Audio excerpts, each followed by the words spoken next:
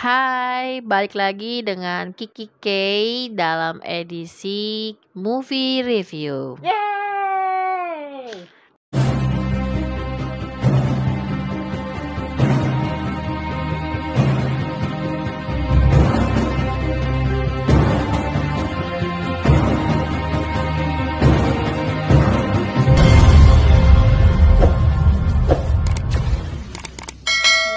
Kali ini kita akan bahas film yang lagi booming banget di pekan ini, yaitu Spider-Man No Way Home. film yang ditunggu-tunggu karena memang para fans Marvel terutama sangat menanti-nanti film Spider-Man No Way Home ini. Masih disutradarai oleh Kevin Feige ya. Iya.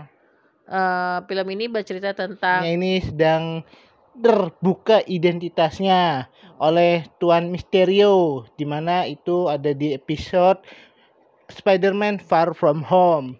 Sehingga Spider-Man dari Tom Holland minta bantuan ke Doctor Strange untuk membuat orang-orang yang di sekitarnya melupakan siapakah sosok sesungguhnya dari Spider-Man. Oke, lanjut lagi Mbak Kay. Kita mau bahas apa dulu nih? Kita bahas dulu dari alur ceritanya gimana? Kalau menurut saya ya Mbak Kay ya, alur ceritanya ini filmnya naik turun alur ceritanya, di mana filmnya ini aksi terus cerita santai, aksi lagi cerita santai, dan aksinya itu nggak harus benar-benar aksi ya Mbak ya. Kalau menurut saya nih alurnya ada apa surprise yang tentunya sudah teman-teman tahu ya surprise-nya apa aja gitu. Kalau dari Mbak kayak gimana alurnya nih? Memang ini kayak roller coaster ya, terus maju tapi memang kita kayak dibuat naik turunnya itu sampai semua orang tuh hype-nya keluar, teriak, kemudian sampai tepuk tangan, terus juga sampai berdiri loncat dari kursi. Itu kayak kita lagi naik roller coaster gitu. Mbak Kay ini nggak lompat nggak dari kursinya? Enggak sampai sih. Alhamdulillah kursinya nggak rusak dong ya. Nah, kemudian memang ini sih paling rapi sih alurnya ya. Jadi alur maju, kemudian paling rapi, dan di setiap scene-nya itu dia ada yang bisa kita lihat kayak gitu. Cuma karena itu dia, jadi kita sedihnya sih nggak sampai sedih banget ya. Hanya berkaca-kaca lah kayak gitu. Mungkin kalau yang relate mungkin bisa sampai nangis sih. Jadi event sedihnya sih ya dapatnya B aja gitu ya Mbak ya Kay ya. Ya. Oke, terus mau bahas apa lagi kita Mbak Kay? Bahas karakter di sini. Karakter apa nih? Superheroes atau villains? Kalau villain kira-kira siapa yang paling disukain? Kalau saya tentu saja Dokter Gurita. Oh, Dokter Octopus. Kenapa? Ya kalau dari emang sense si Dokter Octopus itu dia emang sebenarnya baik sih. Cuman emang kan apa kita juga tahu kan di Spider-Man yang pertama itu buatan dari siapa? Toby. Yang ya itu si Dokter Octopus itu dia jadi penjahat gara-gara chips yang ada di belakang guritanya itu rusak gitu. Dan aslinya emang baik dan jenius walaupun apa chipsnya itu rusak gitu.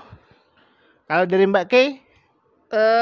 Sebenarnya awalnya memang Dokter Octopus tuh kayak nyebelin ya, kayak maksudnya dia yang paling ngejar-ngejar Peter Parker gitu kan. Cuma di sini dilihat juga dia punya sisi kemanusiaan juga kan. Dia nggak sampai ngebunuh si Peter karena memang bukan Peter Parker yang dia maksud kan ya. Iya. Kayak gitu. Jadi ya lumayan respect lah ke karakternya Dokter Octopus.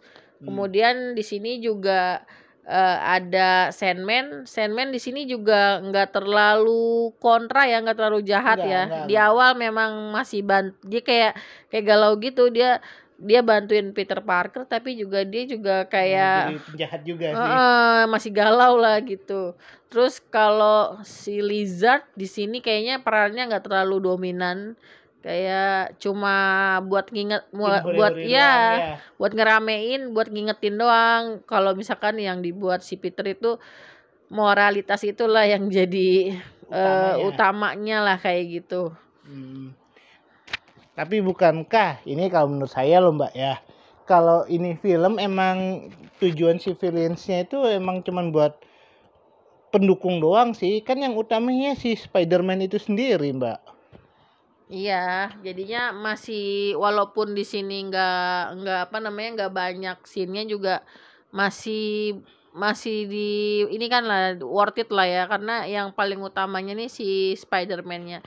Nah, untuk Spider-Man ini kan ada sebenarnya udah kelihatan ya, ada dari multiverse lain ya, Spider-Man-nya yang lain yang Spider-Man Legend yang zaman dulunya. Di sini spoiler alert ya. Itu dari Tobey sampai Andrew Garfield. Iya. Dari sama Tom Holland nih yang paling disukain yang mana?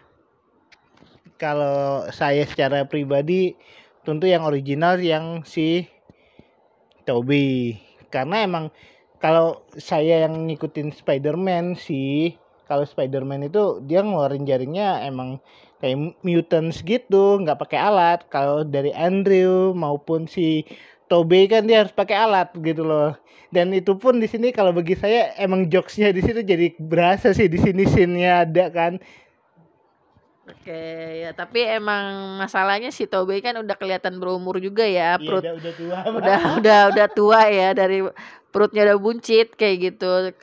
Kalau saya sih lebih milih Tom Holland sih, walaupun dia kelihatan anak-anak, masih unyu dan nyebelin dan mungkin tingkahnya seenaknya aja, tapi di sini juga di film ini bisa kelihatan walaupun dia yang paling muda, dia tetap bisa nge-lead, menjadi leader gitu. Dia bisa mengarahkan sampai-sampai jokesnya masuk ke salah satu anggota Avenger ya, dan gak ada yang tahu Avenger itu apa. Dia bisa nge-lead Spider-Man yang lain gitu, walaupun dia masih muda tapi jiwa pemimpinnya itu ada gitu sih. Oke, mantap. Terus apalagi yang mau kita bahas? Kalau secara keseluruhan Mbak K ini suka adegan yang mana Mbak? Kalau jujur adegan itu paling suka itu semuanya yang ada di Menara Patung Liberty. Karena itu mencakup semua film yang Spider-Man 1, 2, 3 yang dulu. Itu kayak di flashback lagi. Dari mulai scene yang ada adegan ceweknya jatuh. Kalau dulu kan mungkin si Andrew kan Gwen lah yang jatuh, atau si MG yang dulu. Nah, kalau ini tuh si Zendaya-nya si MG yang Tom Holland ini itu kayak flashback balik lagi gitu, jadi kita inget gitu. Terus juga ada scene apa namanya Sandman dikurung kayak gimana di situ juga kan, kayak galau-galau, ada Lizard juga, semua kayak si Octopus juga muncul semua sih di situ. Sayang aja nggak ada Venom di situ gitu. Venom ada Mbak, cuman bukan di bagian pertarungan sih. Iya, maksudnya nggak ada di Patung Liberty itu. Dan Iya. Apa sih ketika apa namanya yang spoiler alert yang Patung Amerika, perisai yang Captain America jatuh, itu tuh kayak nandain ya udah ini bukan Avenger, ini eranya Spider-Man baru kayak gitu. Jadi kayak era apa Spider-Man baru dari Sony ya Mbak ya. To poin aja kita Mbak. Lanjut. Oke. Kalau dari saya masih ini bahas yang scene yang saya suka ya. Kalau scene yang saya suka itu bagian yang hopeless. Ada, yaitu saat Peter Parker si Tom Holland udah kewalahan harus ngelawan semua musuh-musuhnya yang diharapkan bisa kembali menjadi baik. Tiba-tiba Ned mengeluarkan mantra yang secara nggak sengaja dia membuka portal untuk apa kayak sebagai pintu doang sih, ngebukain pintu, membuka bantuan si Andrew maupun Tobey untuk jadi pembantu dari Spider-Man Tom Holland. Itu scene-nya itu aduh, kayak endgame banget sih Mbak, istilahnya kan kita ngerasain desperate-nya itu. Gitu, udah desperate, gak ada bantuan. Masa 1 lawan 5 gitu, mustahil banget, apalagi mau itu udah monster gitu loh, bukan manusia biasa aja gitu. Ya. Mana yang manusia biasa? Karena memang di situ sih kayak dari Hopeless itu kita dikasih harapan, dan itu gayanya tuh kocak gitu, yang bikin kita tuh memorable-nya itu gaya-gaya mereka masing-masing ya kan. Iya. Dari mulai gaya nempel di apa namanya di Tembok. tembok, semusnya gaya ngeluarin apa Jaring. jaringnya itu ya. Ya. Apalagi Terus di sini kalau menurut Mbak apa itu kan tadi kan ada adegan yang ini.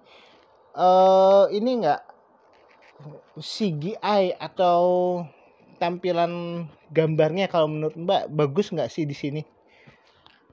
di sini bagus ya. Ini kayak tertutupi semua sih. Maksudnya kita di situ ngelihat kayak si Elektro itu lebih bagus bajunya. Kemudian apa sih namanya CGI-nya itu yang listrik-listriknya itu kayak upgrade gitu. Terus juga Spider-Man-nya kan dari yang bajunya dulu pertama kali suit-nya si Tony Stark ya. Jadi ada belakangnya itu yang laba-labanya. Terus juga si Octopusnya juga bisa berubah kena AI ya. AI jadi warna merah kan si tentakelnya. Bagus banget sih itu. Iya, bagus gitu. Ya, saya sih juga untuk film ini sih ya nggak diragukan lagi sih ya, untuk efek-efeknya, CGI-nya itu bagus, karena ya kita juga tahu lah dari Disney maupun si Sony itu kolaborasi dari film-film terdahulunya pun juga sudah wah amazing banget deh gitu. Cuman kalau di sini saya suka dari penggabungan film ini ya Mbak ya, sebuah konsep ceritanya yang di-upgrade, yang berbeda dari biasanya gitu. Gimana Mbak? Kalau menurut ceritanya ini berbeda nggak dari sebelumnya sih? Beda banget. Ini memang paket komplit ya. Jadi semuanya tuh si cerita ini ada apa ya namanya, ada klimaksnya yang bikin kita ger gitu, dan itu sampai ke ending, sampai ke credit scene, credit title, sampai ke after credit. Gila sih itu bikin kita ngomong Terkagum-kagum gitu ya, ya. gila sih, gila gitu kan. Waduh. Berarti emang benar sih ya Mbak, dari segi ceritanya pun juga apa, endingnya juga mengejutkan ya Mbak ya. Terus juga scene-scene-nya juga luar biasa yang dibangun dari film ini sih. Terus kita mau bahas apa lagi Mbak? Apakah langsung yang Moret? Ya boleh, lihat aja langsung. Kalau saya sih emang pengen banget nonton lagi, apalagi kalau misalkan bisa 4DX ya, pengen nyobain 4DX-nya kode. Ini 10/10 sih, nggak berubah. Hei. Kenapa Bu 10/10 Bu? Paket komplit kayak ya kayak Endgame, cuma bedanya ya tadi nggak sampai nangis sih, cuma berkaca-kaca. Dan ini worth it banget teman-teman. Kira-kira kalian suka scene yang mana, kemudian juga suka karakter villain atau Spider-Man yang mana, tulis di komen, atau apapun yang bisa kita diskusiin silakan komen. Dan kira-kira bahas film apa lagi nextnya? Oke deh, berarti kita abis ini apa, kalau ada film yang menarik lagi, kayaknya bentar lagi mau ada film ini loh Mbak, apa, Resident Evil maupun apa, Kingsman ya. Kira-kira menonton yang mana tuh Mbak? Kalau aku sih lebih memilih Kingsman sih. Oke deh Mbak, ada lagi yang mau disampaikan Mbak? Nah itu aja. Jangan lupa subscribe, kemudian loncengnya aktifin, komen, like, dan share ke teman-teman yang lainnya. Oke, see you di review movie berikutnya. Dadah.